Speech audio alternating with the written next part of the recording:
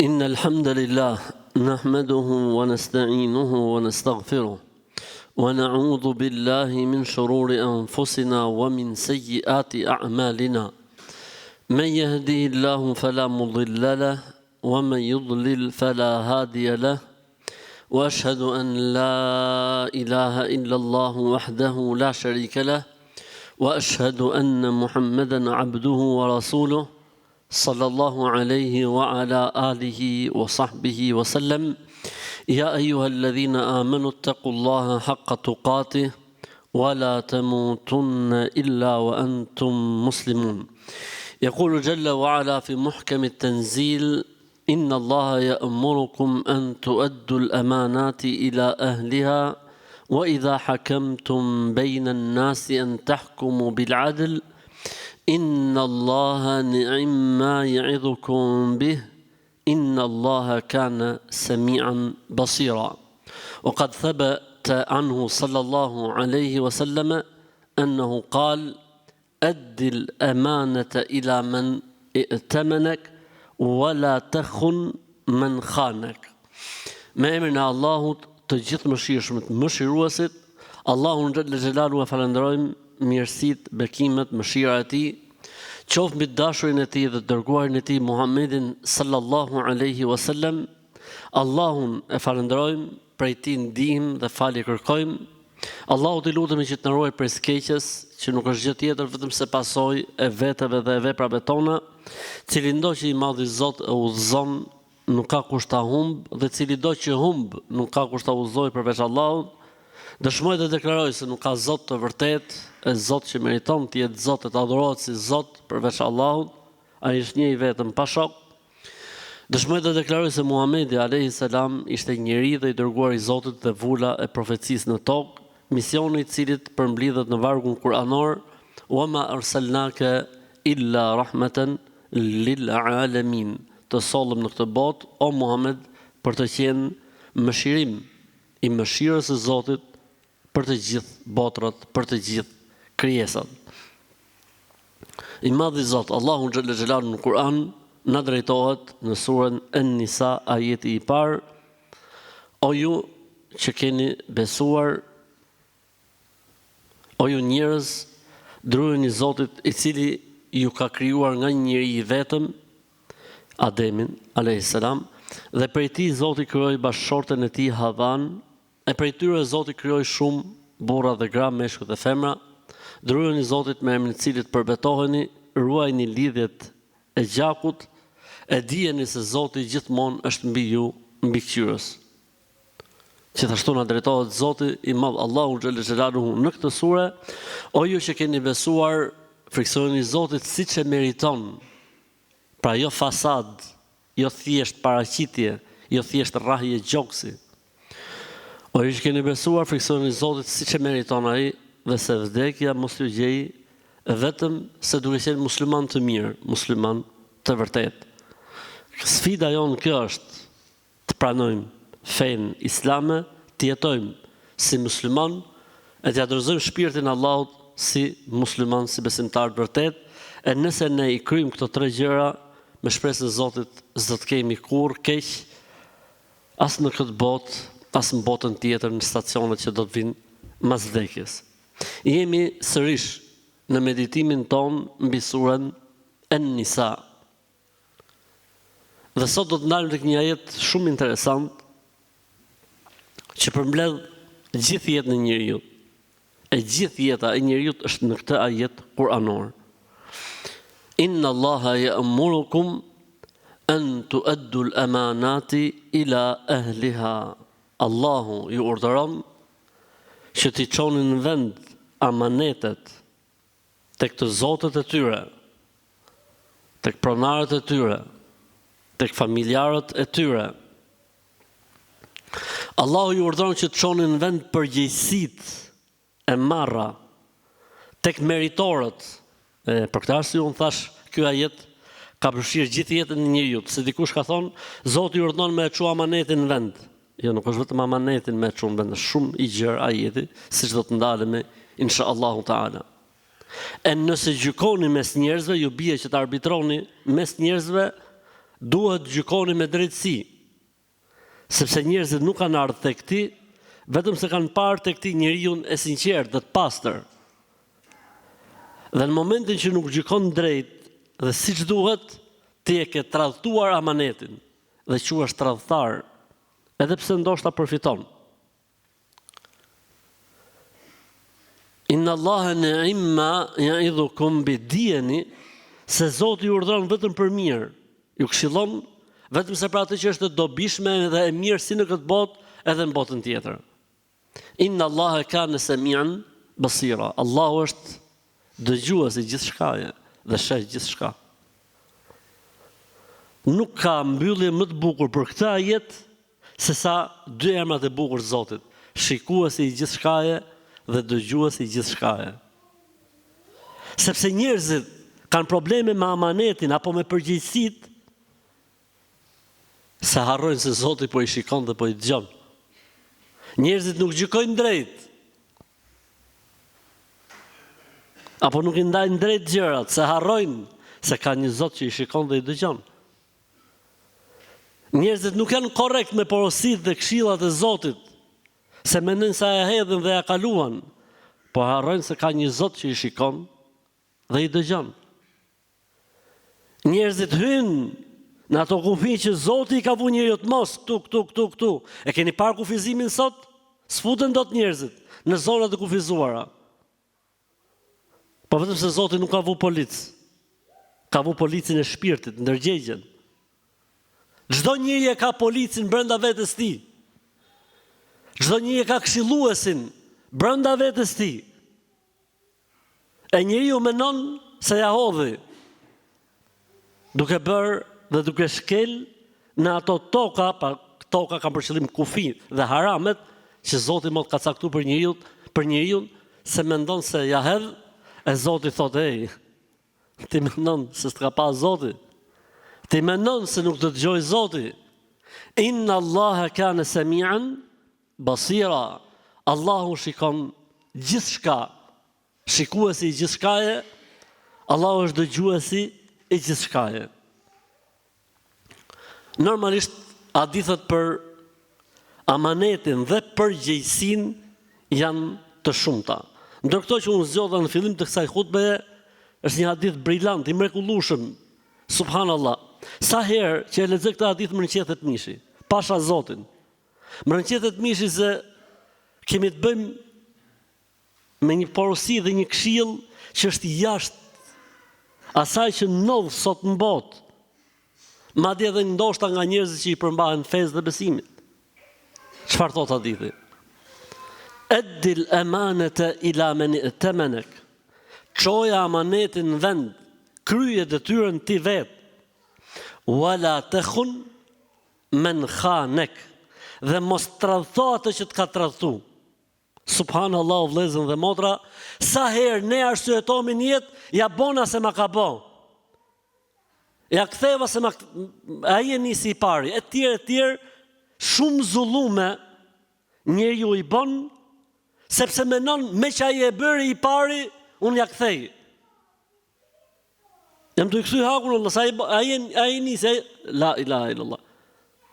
Është shumë e vështirë që ti ta kthejsh aq sa të shbër padrejtia, shumë e vështirë.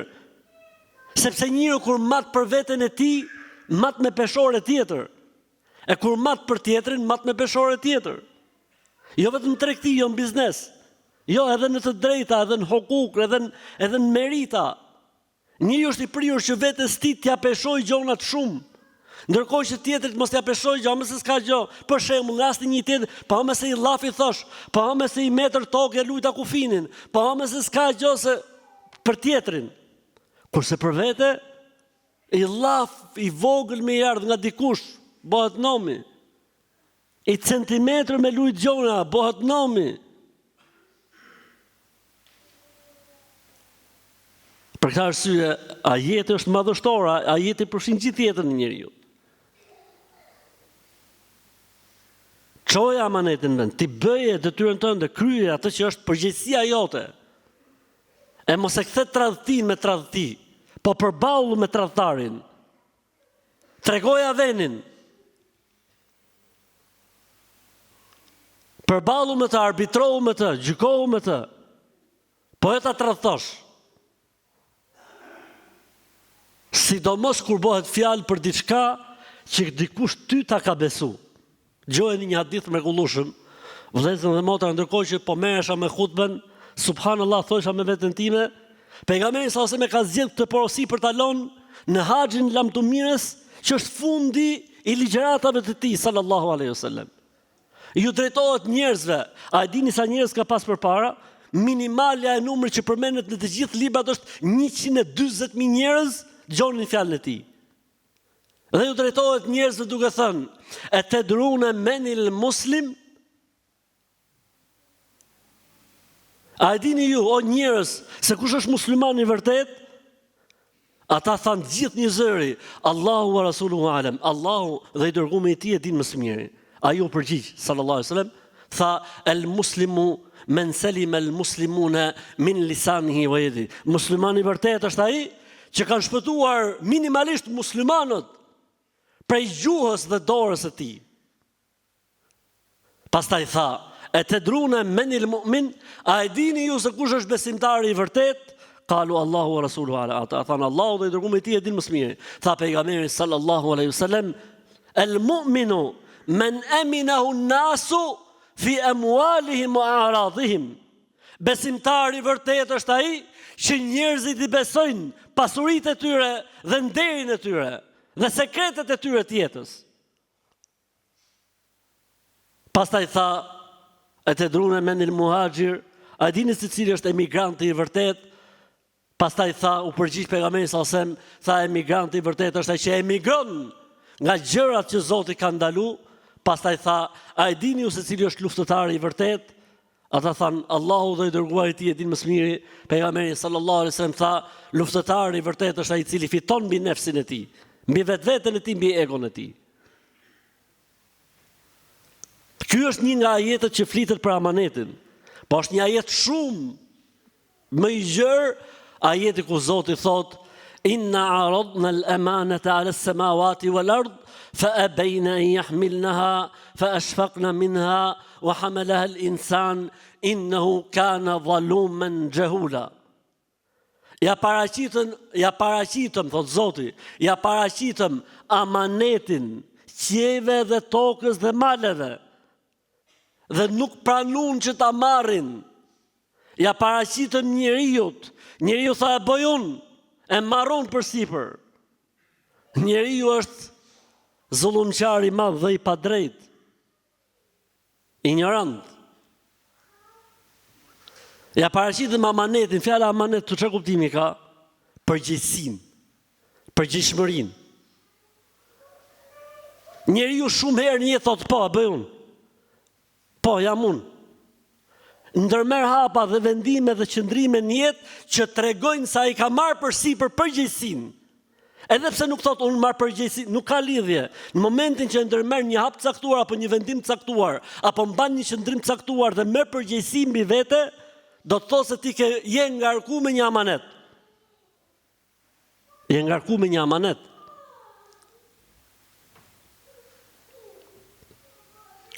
Malet, kodrat, qiejt, toka nuk morën përgjegjësi mbi vete. Thanë se bajmë dot. O Zot mos na ngarko. Ndërsa njeriu tha bëj unë. Dhe në përgjithësi ne themi për çdo gjë marrim mendime në jetë se themi bëjmë. Kjo është përgjegjësi, kjo është amanet. E amaneti më i madh që ka njeriu mbi qafën e tij dhe mbi kurrizin e tij është amaneti i fesë dhe i besimit. A e kuptove që ka Zot? Po. Cili është raporti me këtë Zot? A beson në Zot? Po. Pastaj, çfarë?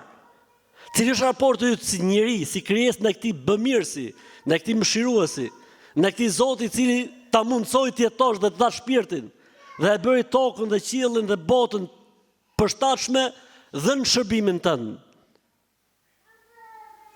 Amaneti i dijes, kur njeriu ka dituri, do të hapi hakun. Kur njeriu përballet me të kotën dhe me të vërtetën, Dhe kur e dit të kotën, nuk duhet ta mbrojë atë. Dhe nuk duhet t'i dalin krah të kotës, po duhet jetë tek e vërteta. Dhe sprova më e madhe e dijes është pranoj të vërtetën ngado që vjen. Për këtë arsye po të shohësh disa faqe më mrapa, Zoti merret vetëm me udhëtarët e librit dhe ju drejtohet për të pranuar Islamin dhe për të pranuar pejgamberin Muhammed alayhi salatu wassalam. Sepse ata e din shumë mirë të vërtetën e profecisë së Muhamedit alayhi salatu wassalam.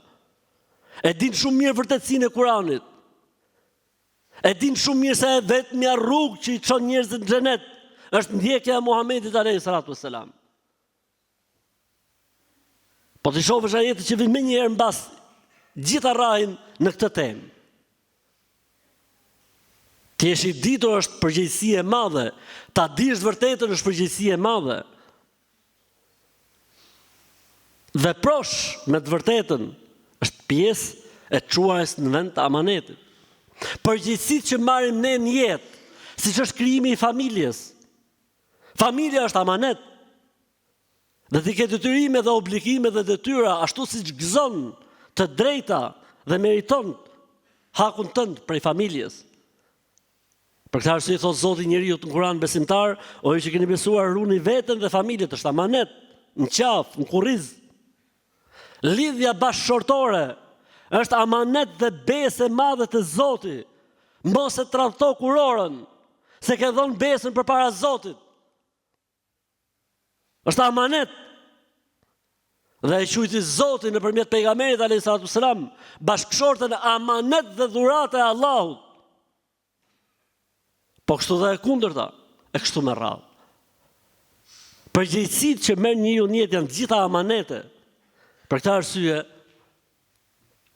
i drejtohet Herakliu Ebu Sufjanit dhe i thot, ky njeriu për çfarë urdhëron, pra Muhamedi alayhis salam. I thot Herakliu, ya'muru bis salati was sidqi wal ifafi wa ada'i al amanati wal wafa'i bil ahd. I tha Ebu Sufjani më këmbësit të perandorisë bizantine për pjesën e Shamit, i tha, ky profeti na urdhon të jemi të sinqertë, të themi të vërtetën, të falim namazin. Ebu Sufjani tani po flet, që ishte armik i profetit alayhis salam në këto momente. Të falim namazin, të mbajmë besën dhe të japim hakun dhe të çojmë në vend amanetit. Më vonë Herakliu komenton të gjitha pyetjet që i bëri Ebu Sufjanit. Dhe kur e komentoi këtë pyetje tha, ti u përgjigje dhe the, 1, 2, 3, 4, 5, ky është argument i qartë se personi në fjalë është profet. Ky është argument i qartë se personi në fjalë është profet, se gjithë profetët kanë ardhur me të njëjtat udhëzime dhe këshilla. Sinqeriteti, vërtetësia, besa, amaneti, falja e namazit. Për këtë arsye, i gjej disa dietarë të tefsirit, kur e komentojnë ajetin, ja paraqiten me amanetin, dikush thotë janë namazet, dikush thotë është agjërimi, dikush thotë është larja nga xhunublliku, dikush thotë Ibn Kathiri kur i përmbledh thotë, të gjitha këta janë mendime thotë që nuk bien ndesh me njëra tjetrën, por më e sakta siç e ka thënë dhe Imam Taberiu në librin e tij tefsirit është përgjegjësia. Marrja e përgjegjësisë përsipër. Kjo gjë e përfshin fjalën amanet. Ndërkohë i dërguar Allahut sallallahu alaihi wasallam e konsideron ruajtjen e amanetit shenjë të sinqeritetit në besim dhe tradhtimin në amanet dhe mos çuajnë në vend të amanetit shenjë të hipokrizisë. Tha pejgamberi sallallahu alaihi wasallam, shenjat e hipokritit janë 3 gjëra. Kur ai flet, gënjen, kur jep besën, nuk e mban, dhe kur i lihet një amanet, nuk e çon në vend amanet, e merr përsipër dhe nuk e çon në vend. Munafik çfarë do thonë gjuhën shqipe? Dystyrsh. Hipokrit. Si ka mundësi të jetë besimtar një njeri i cili tradhton, i cili seman besën, i cili gënjen. Jo sa është, ne nuk themi që është qafir, po është një tregues tronditës. Si ka mundësi të jesh besimtar dhe të kesh këto cilësi. Për këtë arsye pejgamberi sallallahu alaihi wasallam tha çdo njeriu që ka tradhtuar në amanet dhe në besë, ditën e Kiametit do t'i vendoset një flamur mas shpine e tradhtinë e tij do ta lexojnë gjithë njerëzit, zot na ruaj. Për këtë arsye, o vëllezër dhe motra, historia më interesante në gjithë historinë e njerëzimit, mbi rëndësinë e amanetit, është nata e hijretit të pejgamberit alayhis salam. O vëllezër dhe motra, atë natë ai po kërkohej të ekzekutohej. Atë natë ai ishte në kërkim për ekzekutim. Ndërkohë që kjo shoqëri, e cila kërkonte ta ekzekutonte, ishte e njëjta shoqëri që të gjitha thesarët i fshihte ke ky burr, la ilaha illallah.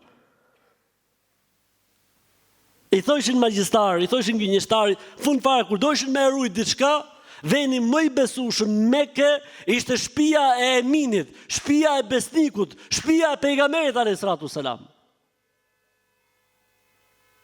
Çfarë logjike vin për ta vrarë atë natë dhe gjitha sekretet e tyne, amanetet e tyne, thesaret e tyne, pasunitë e tyne ishin të fshehura tek shtëpia e pejgamberit alayhis salatu selam. Për shembull, unë kam një pyetje, a nuk ju shkonte në mend këtyne njerëzve që ky njeri, duke qenë se është besimtar dhe profet dhe s'ka lidhje me jetën e tyre dhe me besimet e tyre, këto gjëra dhe pasuri t'u marri, se këta janë qafira, dëmtoi qafirat, bjeri qafirave, hajt mërse qafir është. Nuk ka qenë kjo etika e të folurit apo e edukimit të profetit alayhis salatu selam. Ai po që qafir është për veten e vet. Ti po që burr, po që danoç, ftohej në islam, tregoj që është islami. Jo me përfol, jo me nxjerr vrerë. Se nëse dikush nuk është besimtar dhe ne e dim, edhe ne kemi përgjegjësinë dhe amanetin ton, që nuk kemi po sebeb në udhëzimin e tij. Dhe se kjo shfryrja, sikur ti kënaqesh dhe thua hamës në xhenem, mirë ti bëhet xhenemi, po jam vëlla. Allahu xhel xhelalu e qorton pejgamberin alzem kush e disa herë në Kur'an, për faktin se digjej në shpirt. Nëse dikujt i fliste për islamin dhe i nuk pranonte islamin. Kurse të hanë se qafirat, hanë se qafirat,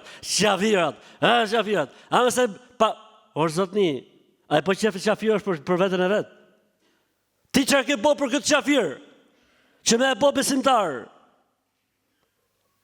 E këta njërës du të them, nuk e kishin fare me ra këtë pjesë, se ku i lam, se ky neve në konsideron jo besimtar, e mund të në rrezikohet nga momentin moment. Në myllën llogarit bankare. Çfarë ndodhi faktikisht? Pejgamberi alayhis salam atë natë lan shtratin e tij, Aliun radhiyallahu ta'ala anhu dhe i tha përpara se të dalin nga shtëpia, kjo është e filanit, kjo është e filanit, kjo është e filanit, kjo është e filanit. Mi përsërit o Ali, ja përsërit Aliu, kjo është e filanit, filanit. Tha dakord, mirë, shtriu tani këtu, se unë do të dal. Erdhën ata, kapën Aliun, e lidhën, i gjujtën, e rrafën, çfarë Aliu thosh, se di. E lirun drek, pra kanë kapë mëngjes, e lirun drek. Me të maru koha që e lirun, dhe shkoi Aliu radhiyallahu ta'ala anhu, kisha hongër dajak, ishte nxi. Filloi t'i çojë amanetet gjithë secilit në shtëpinë e vet, pa perëndu dielli asaj dite. Pash Zotin o vëllezër. Këtë qure e kështu muhabetësh apo jo? Po nuk mund të gjosh vëlla vetëm se në madhështinë e kësaj feje i dërguarit të cilit cilësohet në Kur'an wa innaka la'ala khuluqin adhim. Ti o Muhammed gëzon një karakter, një edukat të përsosur, sallallahu alaihi wasallam. E kështu faktikisht duhet jemi. Amanetet kryesore, tham, amaneti i besimit, amaneti i dijes, amaneti i të vërtetës, amaneti i familjes, amaneti i jetës bashkëshortore, amaneti i fëmijëve, amaneti i gjakut, amaneti i pasurisë tjetrit dhe i djersës së huaj, i pasurisë tjetrit dhe i djersës së huaj, amaneti i fshehtësive dhe i sekreteve.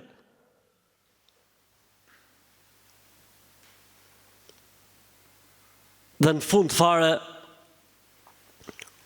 amaneti i përgjegjësive që ti merr përsipër në jetë, e bëjon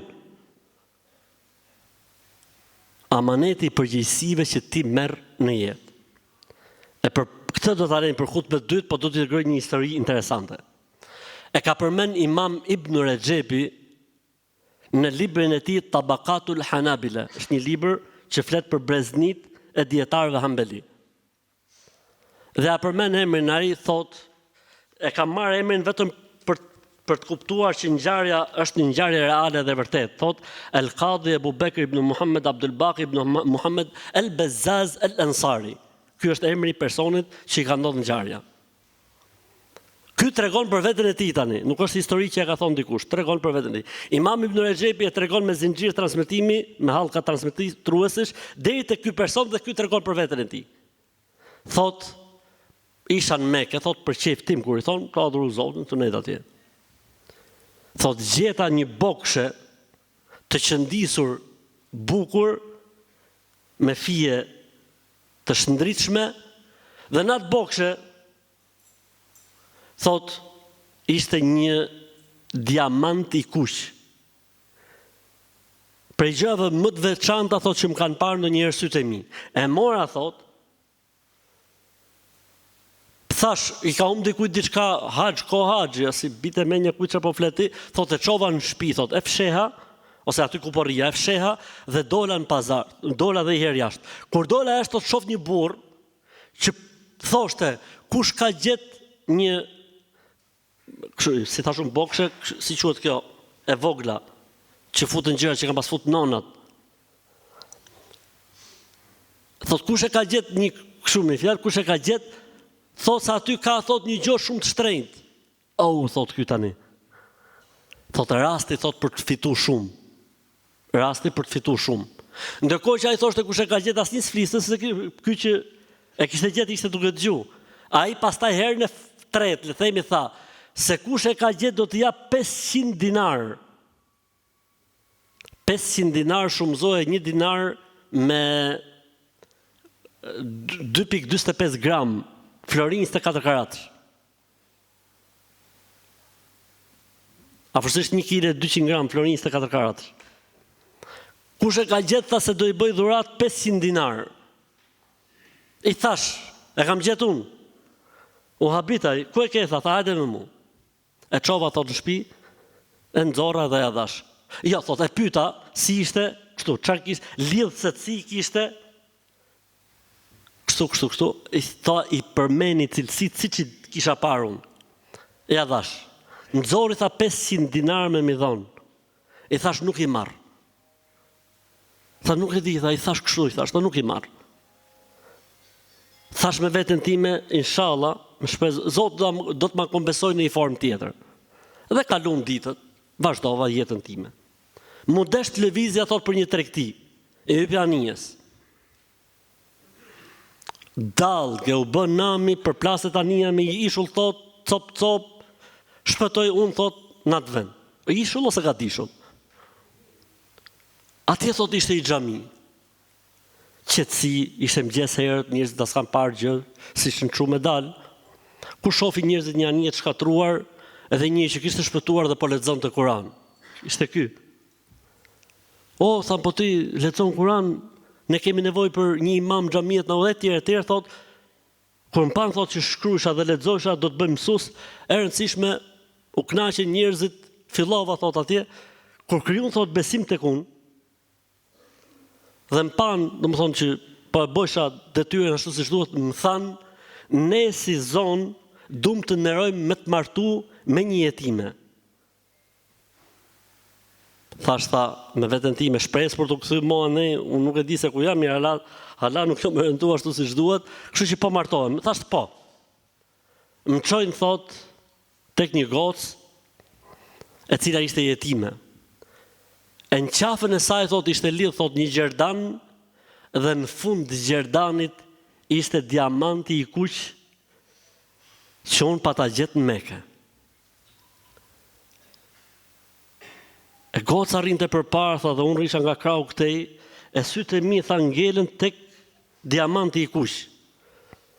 Ata njerëzit sikur më zgjun thon or hoxh, si më thon, or zotni, po shife fytyrën e gocës, ngelen syt tek Gjerdan, sikur po ke synim pasunin. Tha jo, më ja thasht i muhabet i gjatë. Tha ky është muhabet i vjetër. Thanë ata nuk e plotsojmë këtë muhabet pa na tregu ç'është ky muhabet. Thotë ja tregova historinë. Ata thanë që vajza është bia e atij njeriu, e atij burri. Jati i saj ka vdek, kalon pasuni të madhe pafund, dhe ne mendojshim ku mund gjejmë ne një njeri të denj për t'ia dhënë këtë gocë të mirë e kaq pasunike. Ndërsa jati vetë thoshte, tani njerëzit po flasin. Kam shku në Mekë, ka ndodhur filon ngjarje, unë nuk besoj se mund të ketë musliman më të mirë sa ai burr. Nuk besoj se ka në botë musliman vërtet, përveç atij burri, thoshte ky burri përpara se të ndronte jetë. E Zoti i Madh e ktheu prap, e dha prap, e dha gjithat pasunin, gjitha gjonat, e tjera. Ky është amaneti.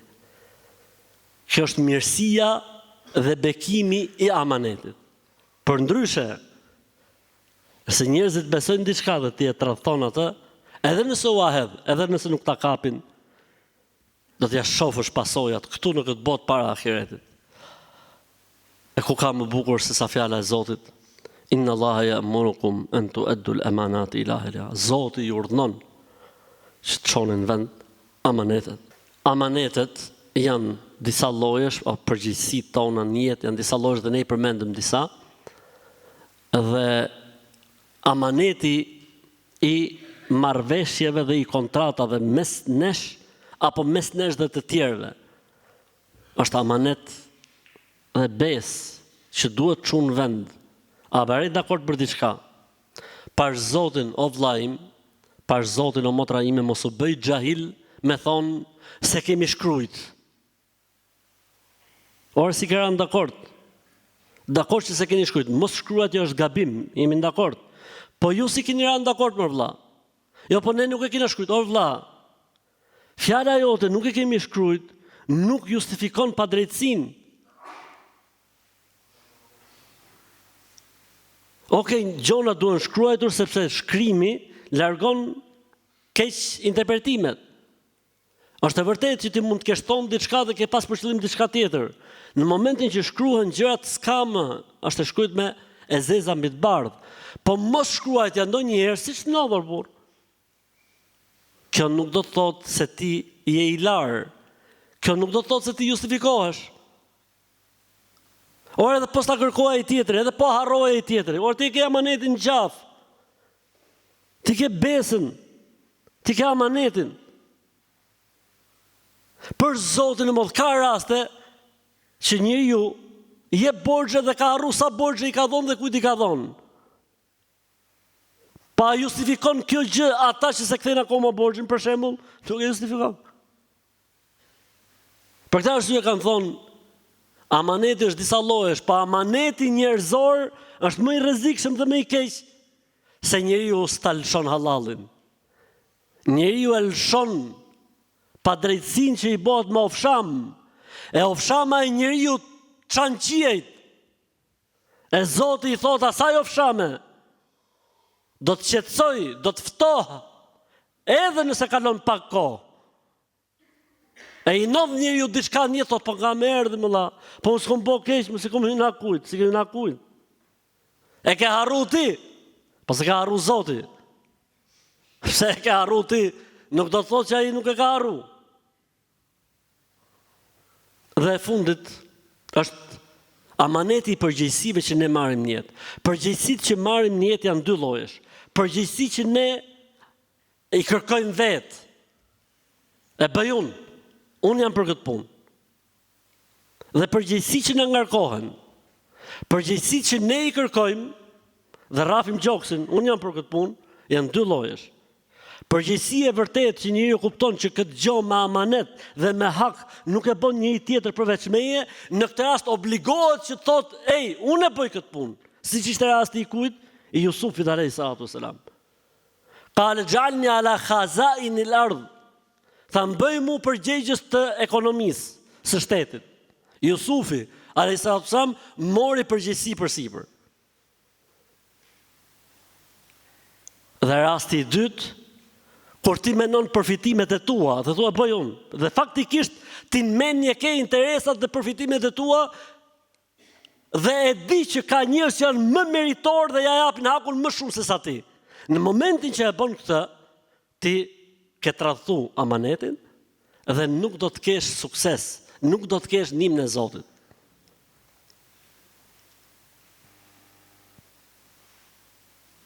Rasti i dytë, kur të jepet një përgjegjësi. Pra njerëzit mlidhen dhe mendojnë se më i përshtatshmi dhe më i duhuri për të na çuar këtë gjë në vend, për të na drejtuar xhamin, për të na drejtuar fen dhe besimin, për të na drejtuar X apo Y etj, apo të jepet nga dikush tjetër përgjegjësia. Për shembull, pronari i një firme ty të bën administrator, pronari i një firme të bën përgjegjës për punëtorët, pronari i një firme apo një kështu të bën shi etj. Atëherë në këtë rast thot pejgamberi sallallahu alajhi wasallam, e kujt i varet përgjegjësia, Zoti ka për ta ndihmuar. Por këtu ka një kusht. Këtu ka dy gjëra. E para, ky personi vazhdimisht do të kërkojë ndihmën e Zotit për t'ia dhënë hakun kësaj gjëje që ju var në qafë. Dhe e dyta, ky duhet të jetë konsulent me njerëzit e fushës për të pas sukses, për ta çuar amanetin ashtu siç duhet në vend. Atëherë ky ishte ajeti i surës An-Nisa, një ajet që mbyllet me fjalën e Zotit, Inna Allaha kana sami'an basira. Allahu është shikuesi i gjithçkaje, Allahu është dëgjuesi i gjithçkaje. Kjo është ajo që ne s'do ta harrojmë kurrë, e duhet ta mendojmë gjithmonë për të qenë përçues të amanetit të Zotit dhe të amanetit njerëzor, amanetit që ne marrim përsipër, apo amaneteve që na besohen.